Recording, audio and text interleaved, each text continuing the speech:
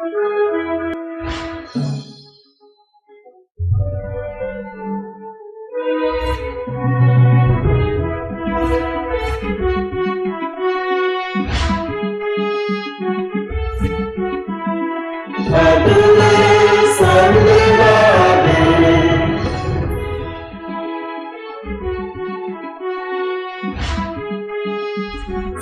Abuja. It's all about the human struggle to raise the level of living. That's what it's all about.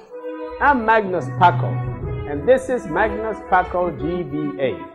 I appreciate your being a part of our show. In view today, Power Africa. We look at President Obama's Power Africa initiative. Recently, we had Dr. Ransom Owen in our studio. Dr. Owen is the former chairman and CEO of the Nigerian Electricity and Regulatory Commission. Can President Barack Obama light up Africa? But before that, in our quick view, how Kenya is a model for intra-African trade. That's coming up.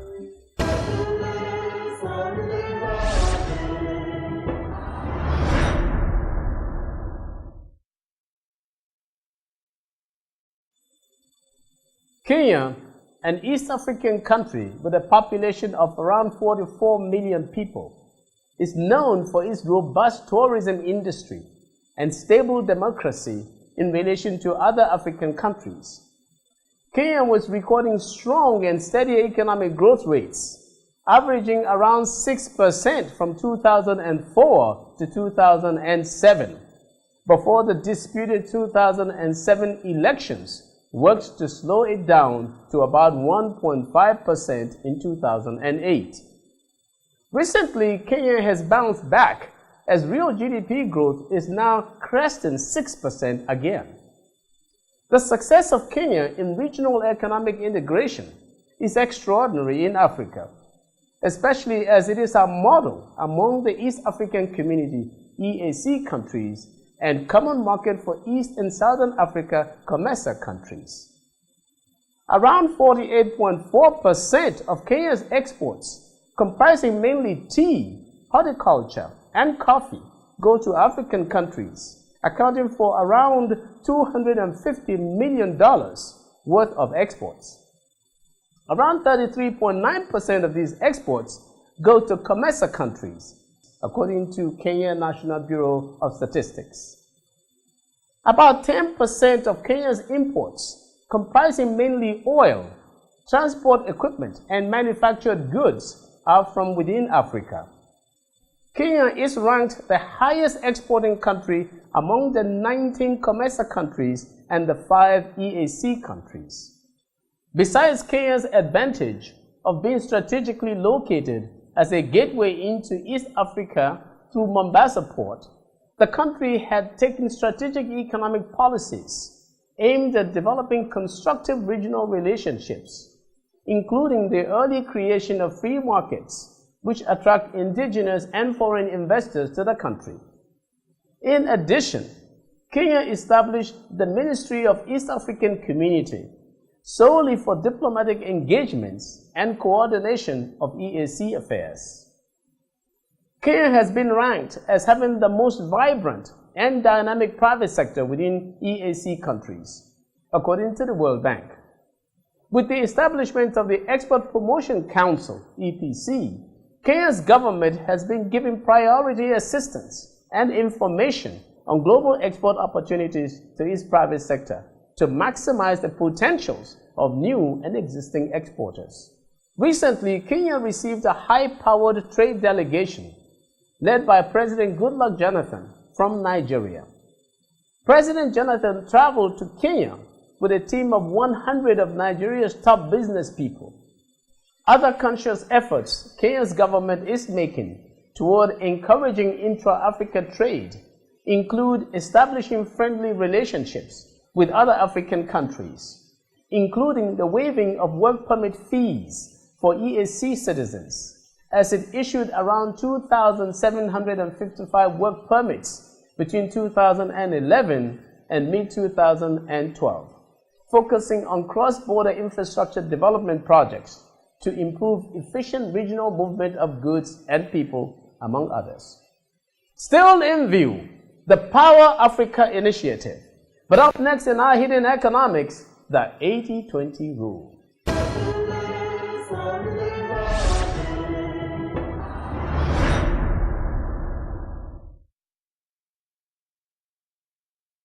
Ever heard of the 80-20 rule?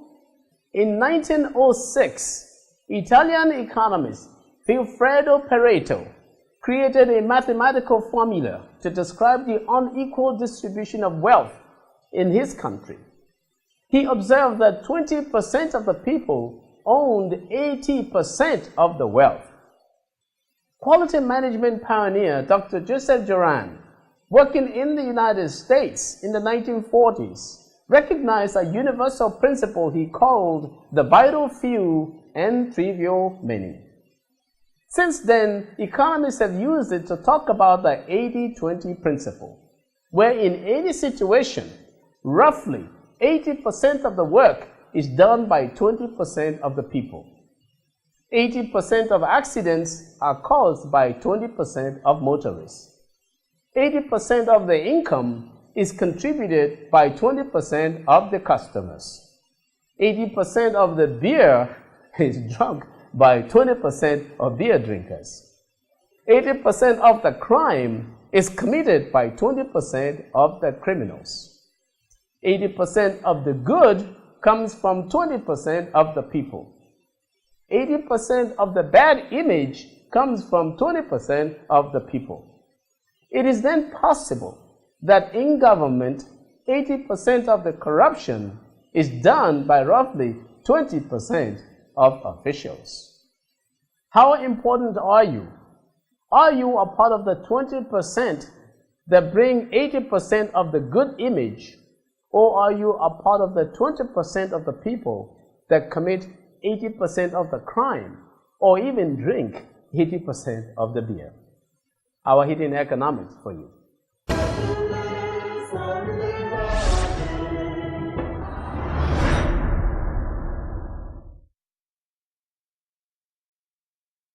Approximately 6 in 10 people in sub-Saharan Africa have no access to electricity, according to the International Energy Agency, IEA. Power Africa, a President Obama initiative announced during his trip to Africa in June 2013, aims to double access to electricity in sub-Saharan Africa by the year 2030. Starting by partnering with governments and independent power producers in Ethiopia, Ghana, Kenya, Liberia, Nigeria, and Tanzania. These are countries which are already making notable efforts at attracting investment in their power sector. Recently, we had with us to discuss this Dr. Ransom Owen, former chairman and CEO of the Nigerian Electricity and Regulatory Commission. Before returning to Nigeria, Dr. Owen had very extensive experience in electricity operation and regulation in the United States. Please join me in my discussion with Dr. Owen.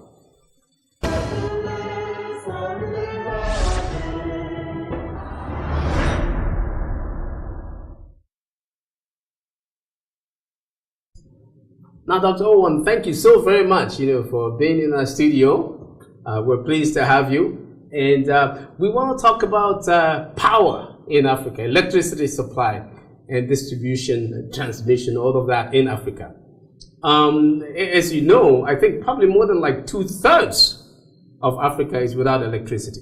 That's true. And from what I understand, up to about 85% of our rural dwellers don't have access to electricity in sub-Saharan Africa. Also correct. Now, President Obama has come up with a $7 billion over 5-year electricity initiative. Is $7 billion, is that enough for Africa? Thank you very much for inviting me to this show again. It's a very good question. President Obama said this in June when he was in South Africa, and this initiative is $7 billion to help Africa close the gap of power and economic growth. As your question directs, $7 billion itself is not enough. However, we have about 36 partners that are taking part, the private sector, in the Power Africa initiative. They, as we speak now, will leverage and come up with another 9 billion in projects. Altogether, that's about 16 billion US dollars. Will that be enough to power Africa? No, as a whole. But it's a good initiative that over the next 5 years, we should work towards an additional 5,000 megawatts in the capacity of generation. So I think it's a good start. Okay, well, that's good. But when you say 5,000 megawatts, we are struggling in Nigeria now we've heard that kind of number associated with power supply and distribution in Nigeria alone, yes. And people are not satisfied. South Africa alone has close to 50,000 megawatts of electricity supply. So, a measly 5,000 for sub-Saharan Africa, is that?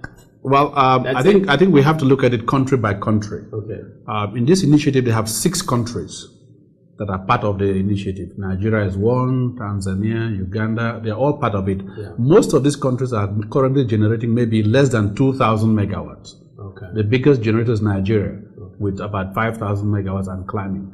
So if, say, Uganda that has less than 1,000 megawatts, yes. Getting another 200 megawatts or 500 is a huge jump. Yeah. So we're looking at marginal improvements, but every megawatt that you can introduce in the system also helps improve the economy. Okay. So while 5,000 may not look as a lot, getting 5,000 alone will tremendously improve certain sectors, yeah. Especially if they are targeted. Yeah. And I guess it's good too, because I mean, this is one really critical thing that Africa needs. Yes. Given that President Clinton had done AGOA, and that was like his signature thing that he did yes. for Africa. And then President Bush did the Millennium Challenge yes. as his signature thing, plus a lot of health things he did with the HIV and all of that. Yes. And still continues to do.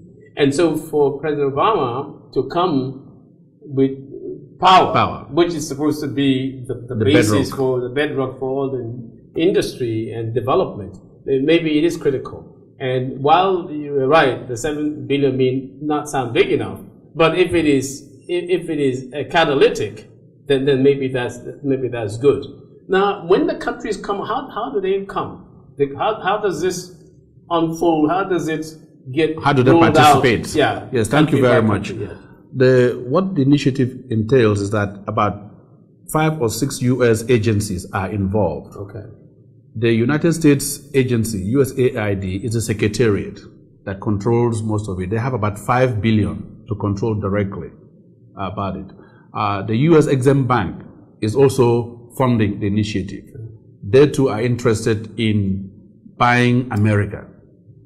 It's part of this initiative to make sure that American power products also come to the continent. Yeah. Another initiative that is very important is that things like United States Trade Development Agency are also involved. So the way to participate is to first pre-qualify yourself. So these 6 countries that have been selected, one, you have to do your pre-feasibility study for each power project you want to do and meet the set criteria. If you follow the process, it takes about 6 months to 1 year actually to go through the processes. But the USTDA and the United States Development Agency have these processes in place, and most of these have participation agencies in their home countries. So there is a process for you to achieve it. Now, the United States Trade Development Agency can also provide technical assistance and grants for the pre-feasibility studies. Okay. That is also there. There's also a grant of about $100,000 for renewable energy. That's a grant, not a loan. The other ones are sort of, they are loan and low interest loans that are pegged to buying maybe some US product. So you can see it's a mixture of direct grants and in some cases the loans. So what does it involve for a country to get involved? First of all, you have to identify a project that is pre-qualified. Okay. If it's renewable energy, you have to identify the site, you have to do a lot of things in country, and then prepare your application according to the requirements. So the processes are set in place. The United States Trade Development Agency and their investment arm, the United States, will hold a conference in Africa to make sure that people are participating. Okay, so we've been talking about the country. Is it the government that is doing this, or private sector entities in the countries that are going to be the local operators? It's both. The initiative has 36 private entities that are partners to help operationalize this effect. Yes. So in each country, be it a government or an individual who wants to do a power project, they can now key in among those government partners that have already been pre-selected. This includes banks. The African Finance Corporation is there, AFC is there, Hayes Corporation, GE, some of the very known companies, CBN, they're all involved. Are they not bringing their own money? Yes, they will leverage. I mentioned two components. Yes. 7 billion from the US government and 9 billion from these private sector operators who will now leverage the money. Yeah, that's what I'm saying. But this 9 billion people, they're independent of the US government initiative. Yes, they are. They are independent, but they've been pre-selected. So it could be, okay, they are pre-selected. Pre-selected. 36 of them have been pre-selected. But they can ratchet up their contribution. Of course, there's no limit. Okay. These 6 countries include Nigeria. Yes. We have Ghana, Liberia, Kenya, Tanzania, and Ethiopia. Yeah. There's another subset which includes Mozambique and Uganda. Yeah. So they are part of the mix. Now, what were the countries that were selected? How were they? Why and how? Is it political? Or this I cannot answer. Yeah. However, when you begin a project, sometimes it's like a pilot. You need to select a few countries to do it. Part of it that are they the darkest countries? No. Or are they the most? Well, what is it? Yeah. The first criteria is that countries that are engaged in reform in the power sector. Okay. And certainly Nigeria or Ghana are also engaged in reform of the power sector and private sector initiative. Part of the effort is that when you look at Africa at night, it is considered a dark continent. Not because of anything else, but because of lack of electricity. Is it really the darkest continent? Well, yes, at night. When you fly over Europe, you can see it's a Christmas tree below. Yes. But once you enter the Sahara Desert, you will not see much. Because nobody lives in the Sahara. Yeah, but once you come through to the west coast or the east coast, you can see a little bit of South Africa, you can see a little bit of Nigeria, and maybe some of Egypt. But the darkest continent here refers to lack of electricity, with access to power in many places is less than 50% of the population. It has to be certainly considered that. And that has an implication in economic growth, healthcare, agriculture that's very energy intensive, among other things that come in. Now, this darkness that Africa has, they've said that it may require $300 billion if we're to electrify Africa, remove all that darkness to where everybody has access to electricity, and that it would take up to 2030, the year 2030, for that to be done. Where will Africa get $300 billion from? We're just starting off with about 16 billion. We got a long ways to go there. Well, I cannot deny that assertion. However, I think the best approach is to take a sliced cheese approach. Don't take the whole thing because you'd never have enough money to implement the project. So the best approach is to say, what do we need at this point? And incrementally build up to meeting your energy sufficiency. Rome was not built in a day, and bringing electricity to Africa cannot be done overnight. However, I think the immensity of the problem has to be recognized and programmed appropriately. Each country, each nation must understand their energy demand profile and plan ways to meet that through a proper energy mix. It cannot just be gas only. It could be solar, it could be renewable energy, among other energy sources. Hydro is certainly part of that. So I think that the best approach for each country is to understand where do they want to put their country in the future in terms of economic growth. And economic growth is clearly tied to power provision. Absolutely. So once you do that, you can now program it maybe every 5 years or every 3 years, and you renew the processes as you're going on. I think this is the best approach to take.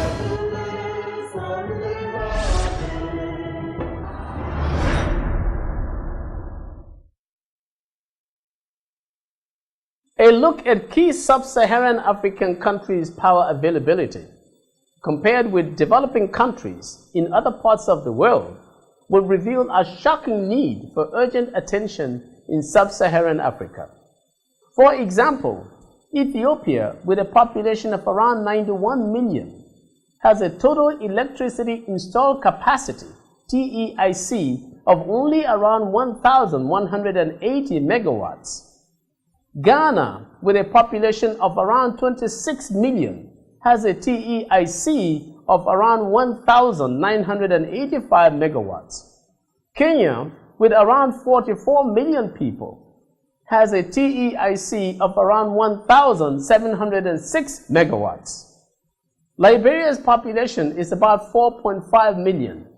Its TEIC is around 197 megawatts. Nigeria, with a population of around 170 million, has a TEIC of around 5,898 megawatts. And Tanzania, with a population of around 45 million, has a TEIC of only around 957 megawatts, according to the Central Intelligence Agency, CIA. In contrast, Qatar, which is one of the least populated countries in Asia, with an estimated population of 1.9 million, has a TEIC of around 3,893. Nigeria, with a population of 170 million people, should have a total electricity installed capacity of more than 80,000 megawatts. After all, Brazil, with a population of about 200 million, has a TEIC of around 106,200 megawatts. Besides the importance of commercial electricity for industrial use and job creation, the availability of electricity for domestic lighting purposes can drastically improve the human standard of living by providing increased productivity in the absence of daylight, such as for studying, researching, and entertainment. Can President Obama do it alone? Not very likely. The $7 billion pledged by the United States in the Power Africa initiative is a drop in the bucket compared to the estimated $300 billion required to achieve universal electricity access in Africa by the year 2030, according to the International Energy Agency. Africa should see President Obama's initiative as catalytic. The type of effort President Goodluck Jonathan is putting into electric power generation is what is needed. Centralized power generation, transmission, and distribution did not work and will not work. The people across Africa would need to be well sensitized to know that conflict scares away investors. We need peace, skills, and the rule of law to attract investors who are needed to power Africa to higher levels of development. I'm Magnus Packle, and that's my